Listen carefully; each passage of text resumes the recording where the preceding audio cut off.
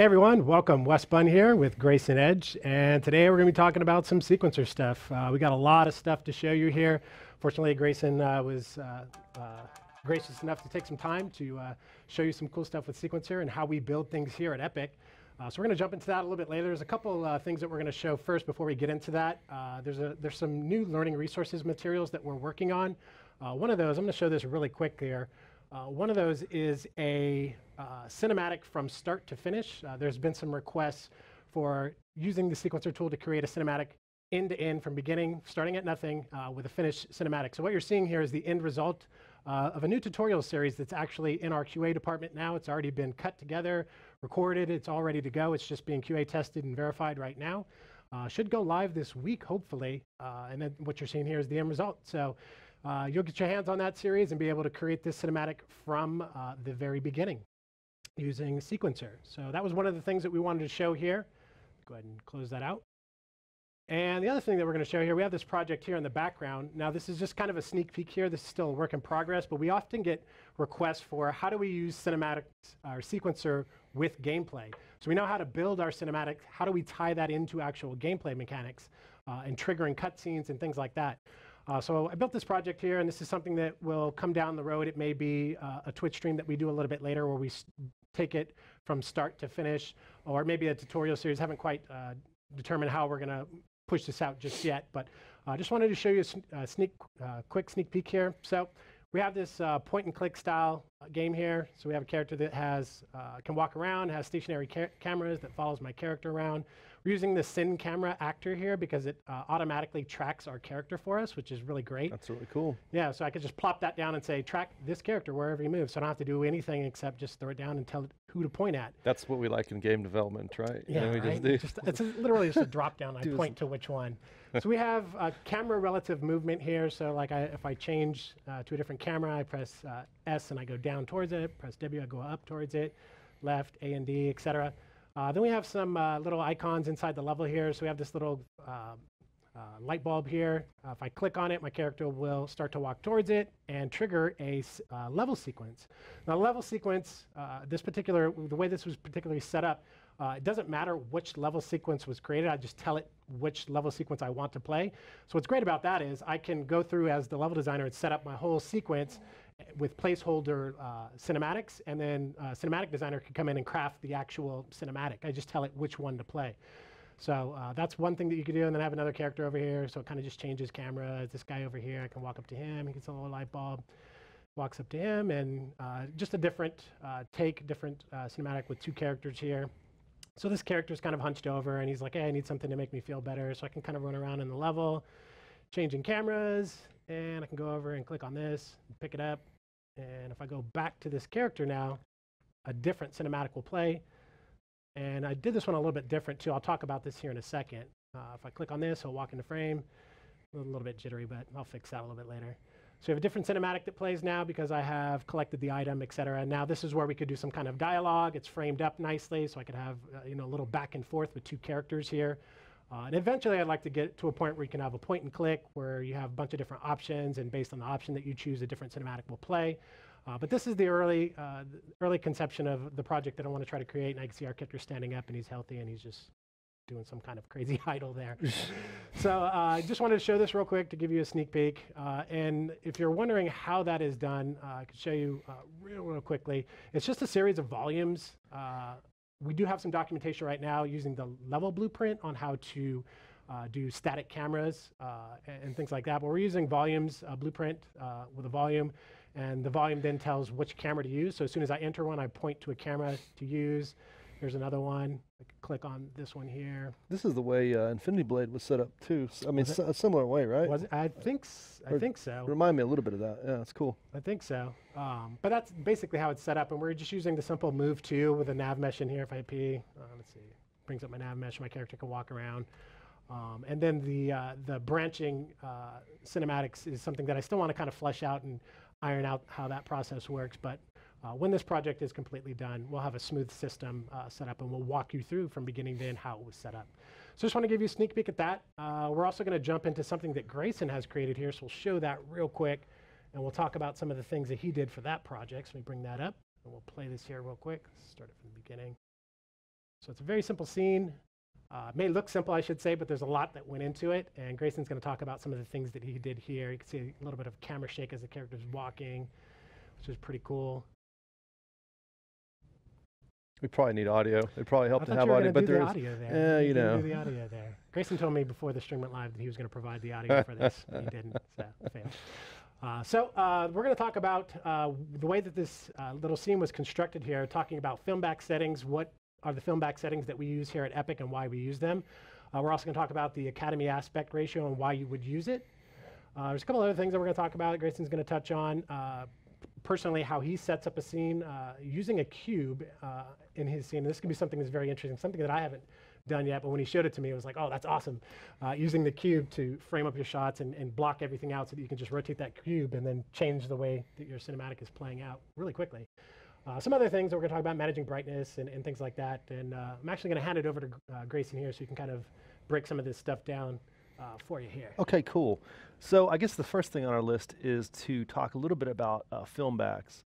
And as y'all know, the film back is something that's pretty new to the cinematic camera, or it's part of the cinematic camera. Mm-hmm. Let me just go in and show you where to find this stuff too. Do we close the mode panel, or we can? I think we can do it here. Yeah.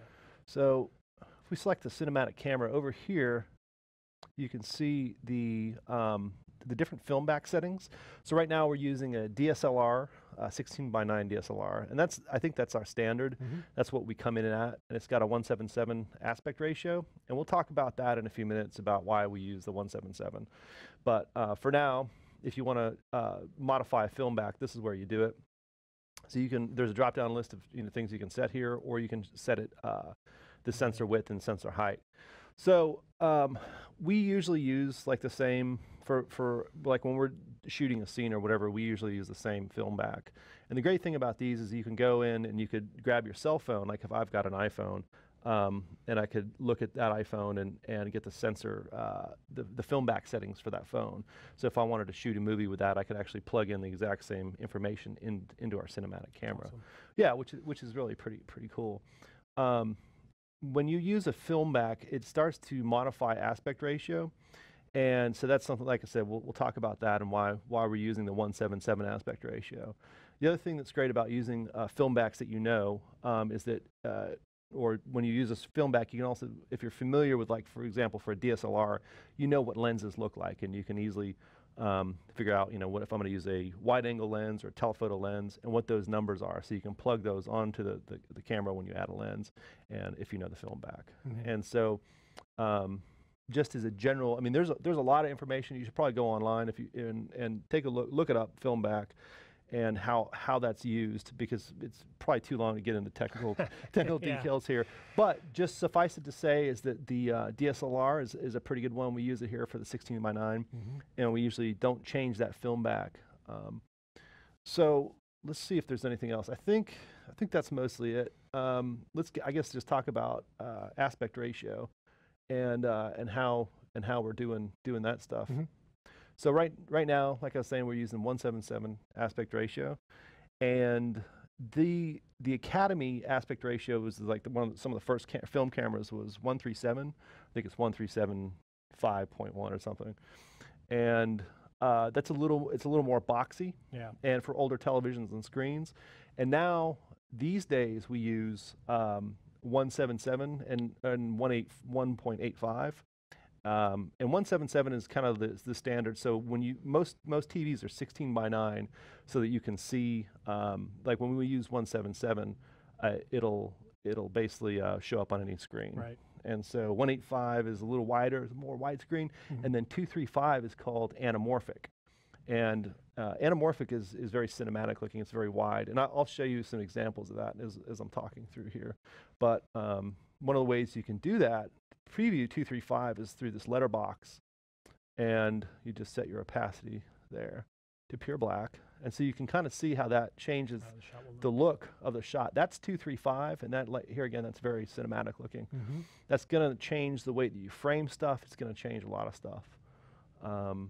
But anyway, that's one way to preview it. If you want to modify it, if you want to truly change your aspect ratio, go down to the sensor aspect ratio down here, look at that number, and then just modify the sensor height. And so if I'm not going to do it here because I don't want to screw anything up with the scene, but if I dropped it down to, I think, 15.5, this number here will change to 2.35. Same thing with 185, plug the numbers in, and you can start to see how that works in there. The other thing that is kind of interesting is that you'll see movies like a lot of Spielberg movies, Aliens, I believe, could be wrong, but for you film historians out there, but I think it was a lot of that was shot in 1.85, and some of the Ridley Scott movies you'll see is like 2.35, so the wider aspect ratio. Wes Anderson has done some movies in more of the traditional Academy, which is 1.37, and the whole point of me telling you all this is that by changing aspect ratio, by changing the dimensions of the shot, you can create, kind of interesting, like if you want to create a 1960s military training, film type thing, you can change the aspect ratio to represent, the film of the time. If that does that make sense? Okay, cool. So that's one of the uses for it. What else can we talk about here on that? I think that mostly covers most of the film back and aspect ratio stuff. So let's look at how this scene was set up. I basically grabbed, originally we set this up in a subsequence to get animation on the troll. And this was recorded, from gameplay? Yeah. Is that, created a character and just possessed him and then just walked it and recorded it. Found it a little bit easier than doing it through sequencer. I just had the pawn and used the record gameplay function for this. Which is kind of cool because usually for Paragon cinematic stuff that we've done, we would do a lot of times we'll go in here in the subsequence and we've got a camera and we've got a single character animation and we just play the animation on that character. And then, he'll walk forward per shot. But this has been kind of cool because we grabbed this from gameplay, which freed up a lot of, we were just like, hey, we're just going to drive the character around. Yeah. And then we use different parts of that animation and that transforms on the animation to get this stuff. That's how the tutorial series that I created that's going to be coming out here soon was done the same way. It's creating the entire sequence and then chopping that up on a shot-by-shot basis so that you're not on each individual shot creating the animations and playing the ones that you need. Just made it a little bit easier so that you can quickly change content. Yeah. So that was kind of neat to do stuff that way. Let's see what else I'm going to talk about in here. I think overall, I'd like to talk a little bit about the whole idea of this cube we keep you keep hearing about. Yeah. So again, this is stuff that we're using in production right now, and it's pretty effective. The reason, what it is that you start off with a cube in the center of the world. Let's get out the cinematic camera here real quick, and we'll find this thing. I'm totally going to start using this too because this is really cool.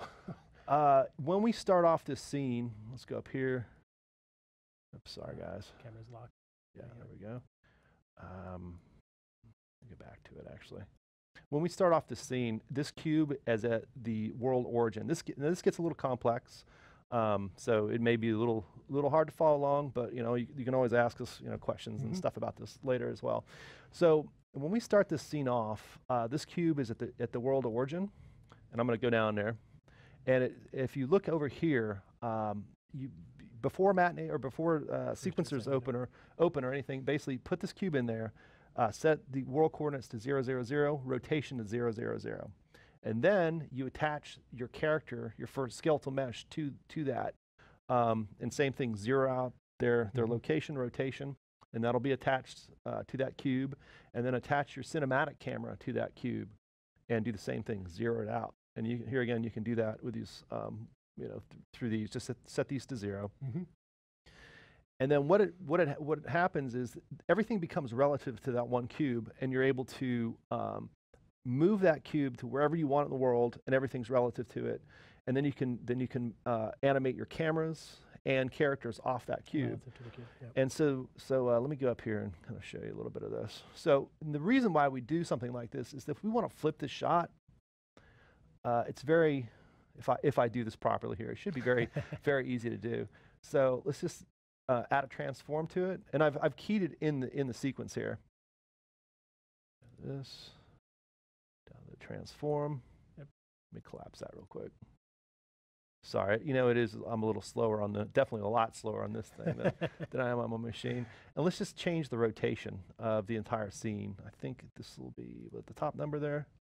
Let's angle it at 45 degrees. So you can actually, well, I don't think you want to go that way, but you could always do one of these values where you change the rotation of the entire, the entire setup here. Right. Let's do it over this way. So you can see that now if I play it, I'm going to have a different rotation.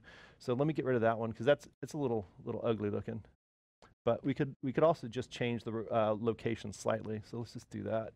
Let's take this whole thing and move it over here or somewhere like that, and then we'll keyframe it. And then now instead of having to move every camera, all the lights, all the actors and stuff, you're able to move just the character. Yeah, I don't know if a lot of people were aware that I certainly wasn't of doing it that way. If you were, kudos to you. But yeah, what I would have to do if somebody told me that they wanted to rotate the character around, I would probably have to redo everything. I would turn the guy around and then make him go the other way, adding keyframes for transforming cameras and etc. Doing it this way is so much easier. The one thing that gets a little challenging with this is that you have to it has to be done from the start. And if this is where it gets complicated, if you use character animation, that you recorded animation, it'll come in, you recorded animation through sequencer, it'll come in with transform data or translation data, and you may have to remove that translation data. Translation data, zero it out, and then put it back. Right. That's what you had to do for this. Right. And that gets complicated, and I wouldn't advise that unless you really know what you're doing. Yeah. The easiest way to set this up though is using everything on your cube, and then use animation, just regular old animation tracks, and then animate it and transform it off that. Easy stuff to do. Yeah. And it saved us for the first Paragon trailer was. We had to rotate a lot of shots and move them around because some of the environment stuff was still being built, and so that was the beauty of it. We could easily figure that stuff out. Let's get into this gets a little bit more into actual cinematics and filmmaking type of stuff. A lot of these shots, shut me up if I go off on a tangent on this stuff, but. That kind of establishes the technical, the technical aspects of setting things up. And here again, this gets into filmmaking. What I usually try to do is we come up with a very basic idea of what we want to shoot. And for this, Wes and I have talked about just shooting maybe 3 shots, something very simple, doing wider shots, medium shot, and a closer up shot. And so I went back to my desk and kind of sketched out some very simple shot concepts. Right. The other way you can do this is you can use 3D. You can use the editor, and you just block out the characters, and you kind of get a general idea of what you're going to shoot. If you lock the camera at this point, you can fly it up and frame it and get interesting shots. Yeah, that's kind of how I do things. Like I'll have the animations laid out, and be like, okay, what looks like an interesting shot? Oh, that movement looks cool. Or and you can do all kinds of really cool stuff with this, where you frame the character in different ways, and then say, oh yeah, let's try that, and then fly it around and say, all right, pretend he's walking for a minute now. Go over here and shoot this side, and then we're going to end up on a close-up. And then the other thing that I do a lot is I'll just grab screenshots as I'm getting these, and then put them together. It's kind of like a storyboard, And so once you have that, then you can start thinking about the type of lenses you want to use. And for us, I'll go in here and just show you, in case you haven't seen this stuff before. It's very, very quick. You can set your lenses here, but you can also keyframe those lenses. Let me go up in here real quick. You can keyframe the lenses in here under focal length. And that, like that particular focal length is a bit of a wide angle lens. Right. And let me just walk you through the kind of the theory, shot theory here. Is that when we were making this, I was like, all right, let's start off with kind of a bit of an establishing shot, something wide.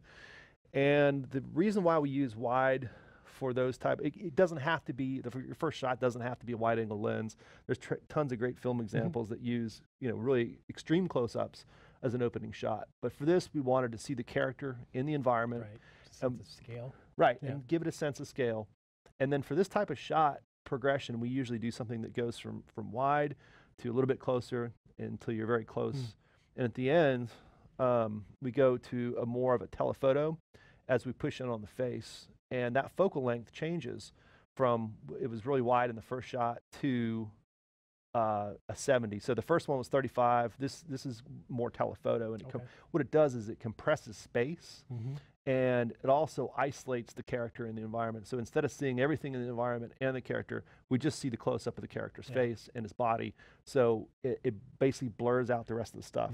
And that's why we use, in this case, why we're using more of a telephoto lens, because it draws the viewer's attention to what we want to show them. And in this case, it was, him roaring, at camera. So like here, you're not so much looking at the background. You're mostly focused on him. Mostly on his face. Whereas here, you get to see him and the environment. And then this same thing here. This lens was a little bit, or the focal length on this was a little bit tighter. And I use this. Let me just dive in here and show you.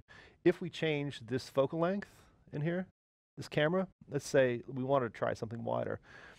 I talked a little bit a few seconds ago about compression, but let's just set this to 16, and you'll see the space that he's walking get much wider.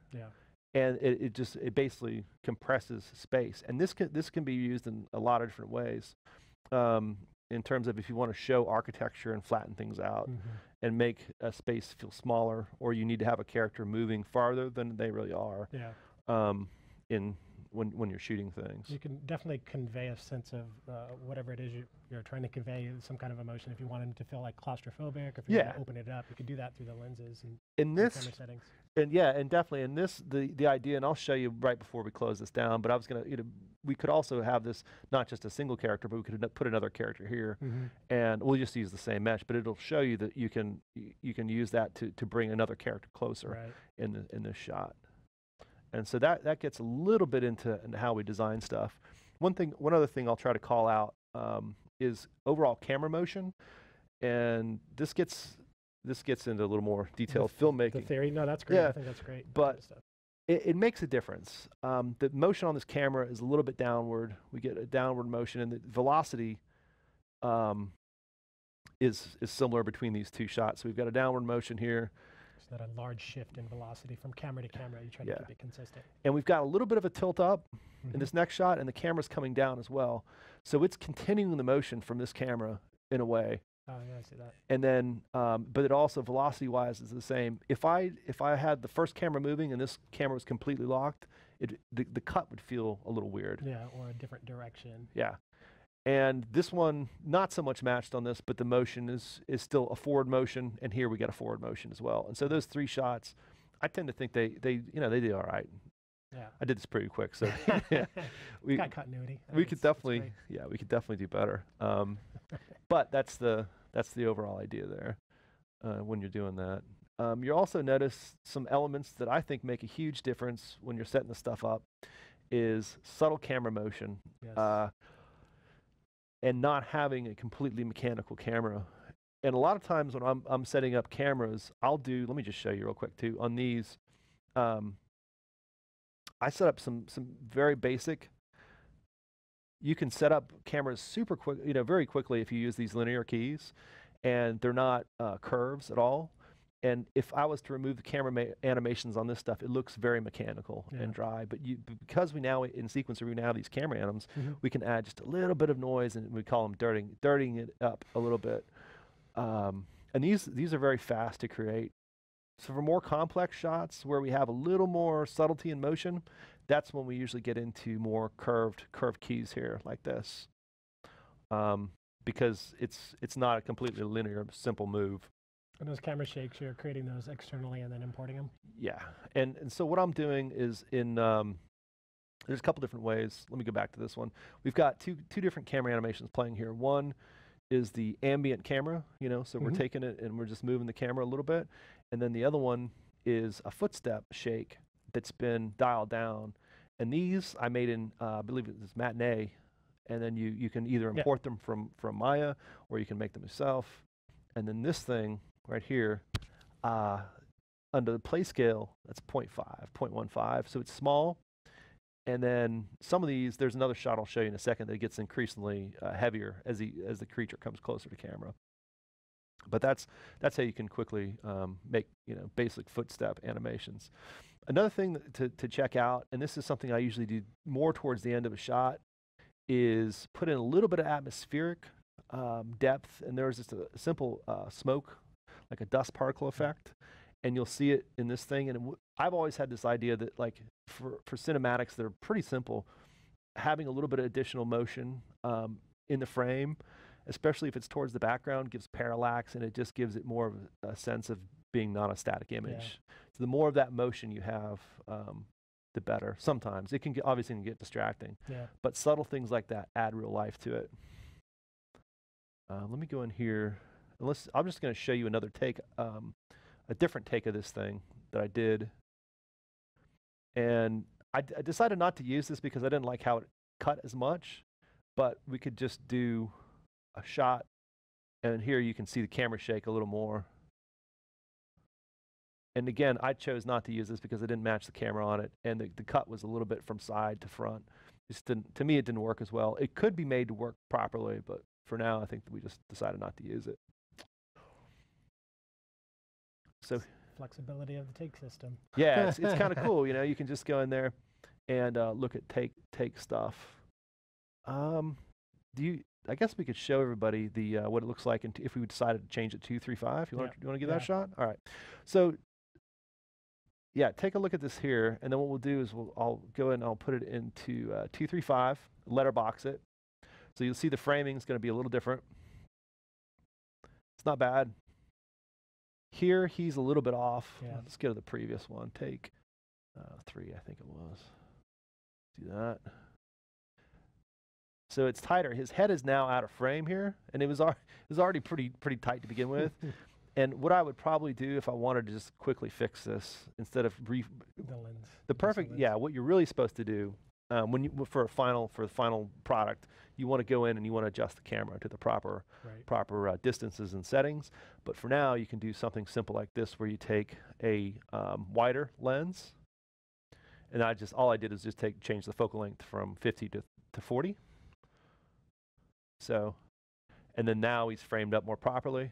But you can see the other thing that's really, and I kind of touched on this earlier, the other thing that this anamorphic or 235 aspect ratio is really good at is showing off the environment. It opens up the environment yeah, shows off landscape stuff.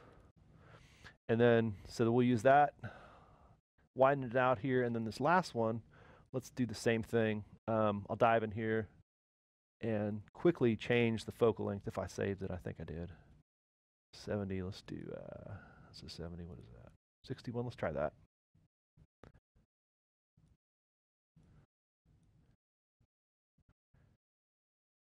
Yeah, so it's not perfect, but at least it quickly gives you an idea of the framing. And again, if I was gonna keep this framing and master it, I would definitely probably push in a little bit more. Yeah. Keep the same and make sure that the focal length was the same, and just do a slightly different distance. But I think that for a quick look, this is a pretty good way of doing it. One other thing I'd like to talk about too is, because I do like 235, and people are always wondering why you use it or why you don't. It makes some shots much easier to frame up, especially from the side. So if you have two characters talking to each other, you can frame them up screen left and screen right, and they don't feel like they're nose to nose. And so it gives you some interesting options in terms of shooting and stuff. So let's see. I guess there's some other things we can talk about here with after we have a shot sequence set up here. One of the things I like to do is go in and start tweaking things like vignette. So on this shot, let's do that. Let's go into the camera, and this gets into like brightness and contrast and that type of thing. So with my old eyes here, let's do vignette. And this is one that's really, really easy to do, and man, it can make a huge difference in the in a visual, how you see a shot, in a perception. So I'm gonna go ahead and add it to you can add things to the camera this way, where you just hit the add keyframe, right? And then right now I think it's at what, 0.8? 0.8, yeah. Let's just look at it like 0.2 or 0.3. So you can see the outside of the frame widens up a little bit, and it's not as dark. You may want that. There's certain reasons why artistically you might want that. In this case, I think I want to narrow it down a little bit and darken it down. Yeah. Let's just say for now that's what we want to do. And then the same thing, go up again to this shot. Let's do this one. You know what? This one I think could really benefit from a better vignette. And same thing here, the vignette intensity on this. Let's just crank it up to 1. And this one, I like it probably the most because really this part of the screen is getting a little darkened down, and it really forces you to look at the character here.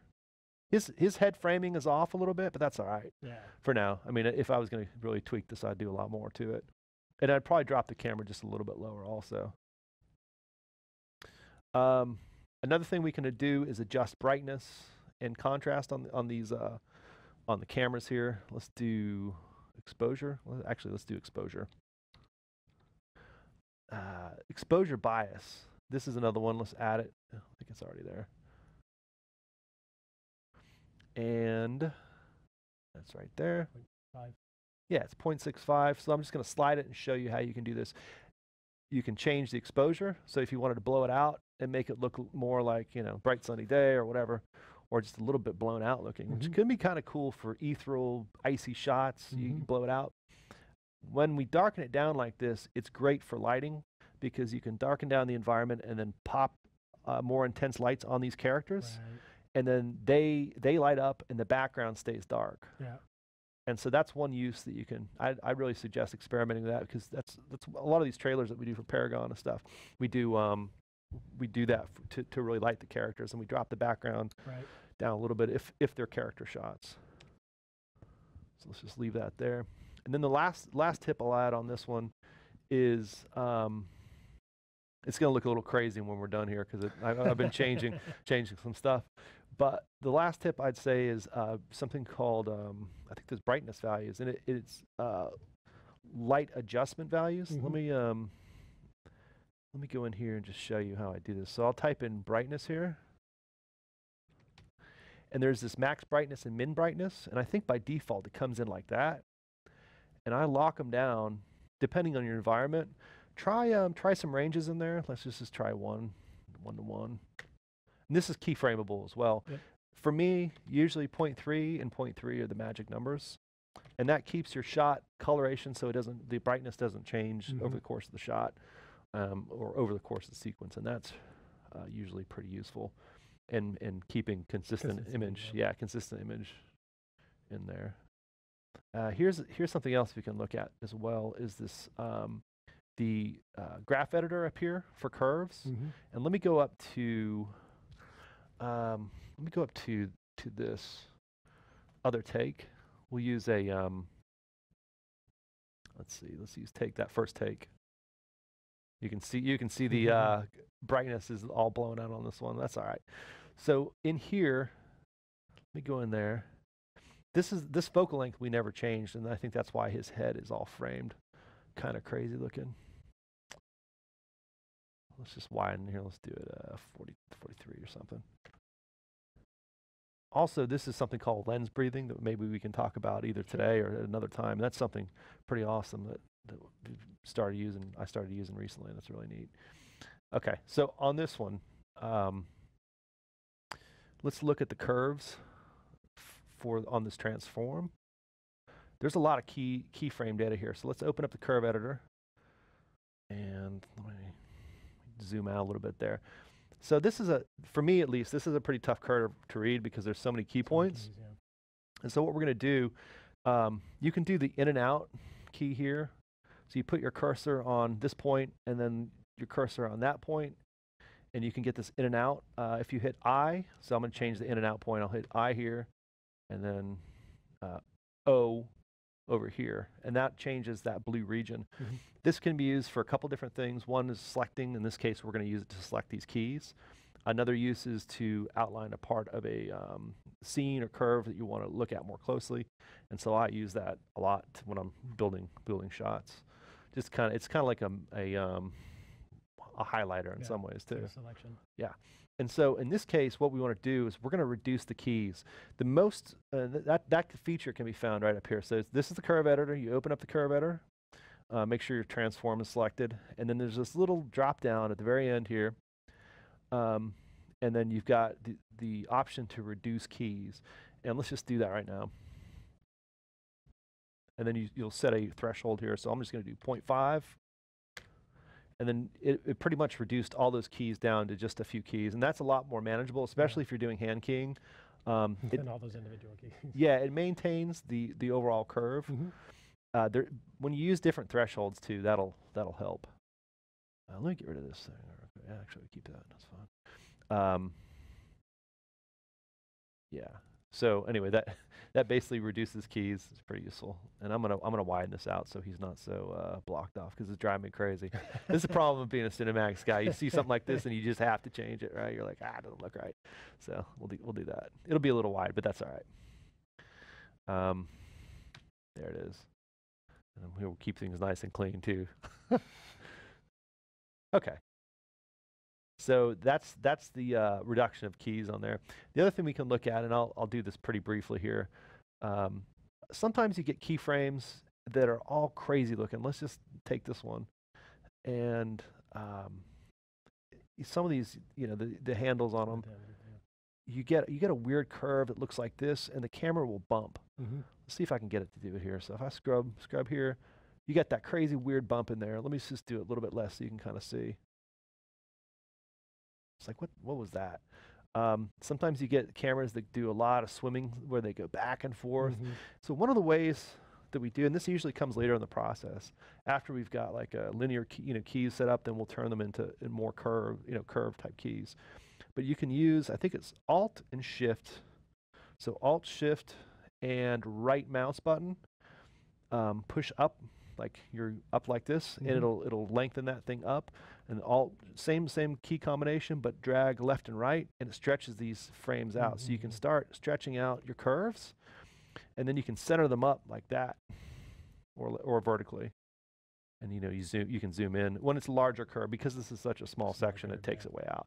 But for now, you can just use this. Fine tune it a lot easier this way. Yeah. And then what I usually do is I keep zooming in. So that looks pretty straight, and that was more of the original thing. But if I keep zooming in, I'll notice there's actually still more curve there. And so because it's a pretty linear move, I might, go in here and straighten it up just a little more. Or if sometimes you want to add a little curve to it, that's fine. I think there's 2 keys there. But that's basically how it works. And then to really smooth out cameras, and this is usually when I've keyframe stuff, last stuff I'll do is I'll go through and I'll work on the curves to make sure that they're relatively straight or doing what you need to do. If you want to add a little more played to a curve, you can use the same ideas. You just modify this stuff. Yeah. And then you can also there's a whole bunch of tools in here. I'd say experiment with it, see how they all work. But obviously you can move values individually in here. The other thing to look at is that if you want to isolate a curve, let's isolate the Y. You can do that. So that's the X, Y. It'll pop to that one particular curve. That's really useful for camera rotations. Yeah. And if you hit all of it, then it'll show all of them. And then transform will show rotation and location. You say you usually do this towards the end once everything's in place. Yeah, I mean, the other time that I do it is if and it happens because I think the way the math is set up, so that you have a camera. The most place where I most see it is when we're just doing a simple pan. Yeah. And sometimes the camera will get a little crazy, and it's just like, oh man, what's going on there? Or it overshoots it, or at the start of a camera motion, and there's a bend in there, and that's where I'll just go in and fix it quickly, or just use linear keys to start, and it doesn't look as good, but then you go through transfer them to curve keys and then adjust the curves, and so that's the basics of this curve editor, and it takes a while to understand how it all works together, but I highly encourage you. If you want to do higher fidelity cinematics, definitely jump in and take a look at how curves are set up, because that really can make the difference of what looks okay and something that looks a little more professional and well thought out. Let me change over to here. So I think that covers most of the stuff we've got. I think, right? We showed all the key reductions and that type of thing. I can't think of a whole lot more. I could talk all day about different types of shots and how we set stuff up. Actually, you know what? We could do this. We could find him. Let me just show you this real quick. I'll need to get back here. What I'm going to do is I'm going to try to, if I don't break this, try to put another character in here. We'll rotate him around. And just, you could pretend just for a minute that this is a different character. Now I just want to show you how this sequence might work if we wanted to have two characters in frame. Let's offset them a little bit, pull them over here. All right. You do something like this, where we see, your main character. We'd have to frame it a little differently. Yeah. In fact, we might even need to move it per shot. You see something like this where you've got one character in here, and then I do this sometimes. It's called cheating, and it's basically where you cheat a character per shot. You cheat a character over a few units, okay. And see it shift, yeah. we do it in the, you do it in the movies, and you do it in. It's easy to do, and especially easy to do in here. Not ideal, but you get the idea. And I think you also go into 2-3-5, change the framing a little bit. But you could do kind of a showdown, where these two characters are going to fight. And this could be if you wanted it, like we were looking at in-game cinematics earlier, this could be your character that walks up into frame here, and then, then you see your own character standing there, and then you're going to fight this guy type of thing. So that's kind of what I did for the tutorial series that I created. Had that little showdown as well, tried to frame up the characters and stuff. So I tried to touch on it as well. Yeah. So you guys will get a taste of that here soon, from beginning to end when that series released. Cool. I'll probably jump into some of the questions. I guess we got like 15 minutes. Yeah, try to sure. take some of these questions. So let's see. What do we have over there? When you use a cine camera actor, why is it zoomed in by default compared to a normal camera? I end up pulling the camera behind walls, especially in corridors. So that I think the focal length on that, I think the we call it the old legacy, the original Unreal camera, the non-cinematic camera had a much wider FOV, which was 90, and so that's very easy to fix in the cinematic camera. Yeah, I think it'll probably default to 35. If it is the film back that's being used there, I think is the 16:9 DSLR, I think. But what you want to do is just take that focal length value and drop it. Try 16 or try 21. 21 may be closer to 90. 16 is going to be real wide. Yeah. But either one of those should work. Just drag that focal length down. Okay. In your camera, and you can do that if you want to do it programmatically. You can do it in Blueprint too. Right. See, we have another question about the cameras. Problems in moving a camera from A to B. When it goes to point B, it ends up rotating 360 degrees. I hate that. I really do. I know this is something Max is actually working on right now. He's talking about like free transforms instead of using like a rail or something, using like a free transform. Sometimes it does that. I know Max is trying to fix this right now, actually, I think. And how you fix this in Sequencer right now, there's a couple ways of doing it. One way is open up the 3D viewport, the 3D graph that we were just looking at in here, and find your. Oops, let me go back up to here. One second. Jump in there. You can go into a camera. Go to your camera transform. Open this up. Do it here. And then you'll see there's going to be at like this. Let's say at this time. This spike, it's going to do something. Well, that's not it. That's a transform. Let me do rotation. We're gonna screw up the scene here for a second, so it's all right. Go in here, transform, and rotation. Let's do that on the curve. So it's something like this, right? Where it's just like, whoa, what's going on? Why did it spin like that? Yeah. Go and find that point in the graph and just grab it and drag it up. Smooth it out. And smooth out to more or less the right rotation. You may also need to, this stuff may come in like this too, and this drives me bonkers. Where it's all down there, grab it all and pull it up. And do that. So that's one way of fixing it. Another way to do it is a lot of times before the keyframe where you have problems, you may see, like let's just say that it goes between here and there and the problem is in this area. You kind of see I did it here. Add a linear keyframe and drag it out. Sometimes that helps with the curve math, and that might just fix it automatically. So it's a lot of times a duplicate of this key. So Control-C it, Control-C, Control-V, and then make it linear. and then that will it's just a little voodoo trick you can try. We like voodoo tricks, right? Yeah, and the other way to do it is just recreate the camera. But I recommend probably the first method is pretty good. Yeah. You may have to do it a couple times until we get that all fixed up. Yeah. There you go, and it's something Max is currently working on. I'm gonna add one last thing, and then I'll shut up. The other thing you can do is just translate it just a little bit too, in just a little bit down or a little bit forward. So instead of just a pure rotation, add a little bit of translation to it too. Yeah. Cool. Let's see. Anytime line element sequencer will be able to affect actors spawned at runtime. I actually don't have an answer for that.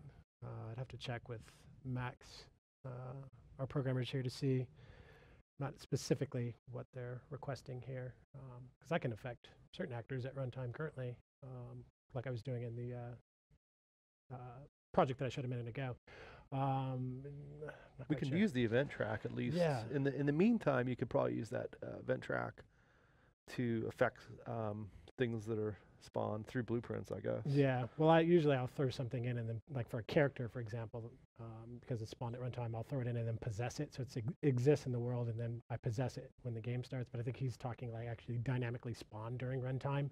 Actually, I don't know if I've tried to do that, but I can check with the team, and we'll get back to you on the forums for that probably. Let's see. I think that's actually it. I think there was that one more at the bottom there with the gameplay. That just came in. Can multiple people possess multiple actors and record said gameplay using the gameplay record to sequencer? I know this. I know that we're able to. The stuff that I've done before is where we grab one person grabs a bunch. You can grab a couple different actors and add them to a recording sequence, and then record them all. Yeah.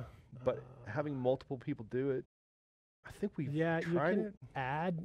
You should be able to add and then specify here the actor that you're going to be using. If it's like you said, multi people possess. Yeah, multiple people doing it at the same time. Like LAN, if it's over network or something like that, I'm not quite sure. There might be some things with replication that you'll need to figure out. But if it's like local, I know I've done it this way, just having 2 or 3 different, however many characters you want to control, and then assign them here. I think the ultimate goal in this is to have a very clear path for us to do that. We haven't experimented a ton with it.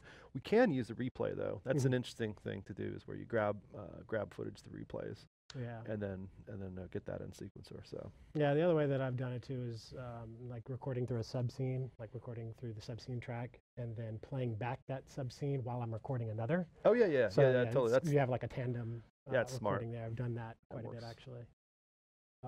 Let's see. Let's close that out. Let's see. Is there anything else? Let's see. Any other kind of tips and tricks? We're gonna hit it right on the head here, I guess. Cool. Yeah, as always, if there's any other specific questions that Grayson or myself can answer, just direct them to the forums, and we'll try to respond to those probably right after this stream. Yeah, I guess that's it. Cool. Thank you so much, Grayson. Appreciate it. It's thank fun, you guys man. I always for enjoy it. tuning in. Yeah. Hope it's useful. All right. Thank you, guys. We'll catch you next time.